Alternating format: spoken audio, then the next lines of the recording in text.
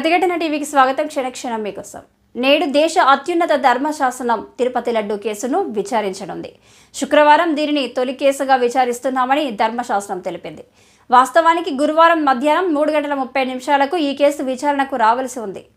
దానికి కొద్ది నిమిషాల ముందు తుషార్ మెహతా హాజరై ధర్మశాసనం అనుమతిస్తే శుక్రవారం ఉదయం ఖచ్చితంగా 10:30 తన స్పందన తెలియజేస్తారని అన్నారు.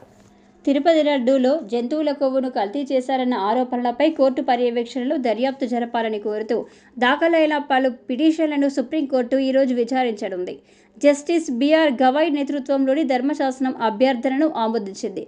గతంలో కోర్టు కూడా దేవుడిని రాజకీయాలకు దూరంగా ఉంచాలని చెప్పింది. తిరుపతి లడ్డూలో జంతువుల కొవ్వును కల్తీ చేశారన్న ఆరోపణలతో పాటు కోర్టు పర్యవేక్షణలో దర్యాప్తు జరిపించాలని కోరుతూ దాఖలైన పలు పిటిషన్లపై సుప్రీంకోర్టు శుక్రవారం విచారణ చేపట్టనుంది. శుక్రవారం ఉదయం మొదటి విషయాన్ని విచారించాలని కోరింది. తిరుపతి లడ్డు కేసును రాష్ట్రం నియమించిన సీట్తో దర్యాప్తు చేయాలా లేక స్వతంత్ర సంస్థకు అప్పగించాలా అనే విషయంలో తమకు సహాయం చేయాలని సెప్టెంబర్ 30న కోర్టు మెహతాను కోరింది. దేవుడిని రాజకీయాలకు దూరంగా ఉంచాలని కోర్టు కూడా చెప్పింది.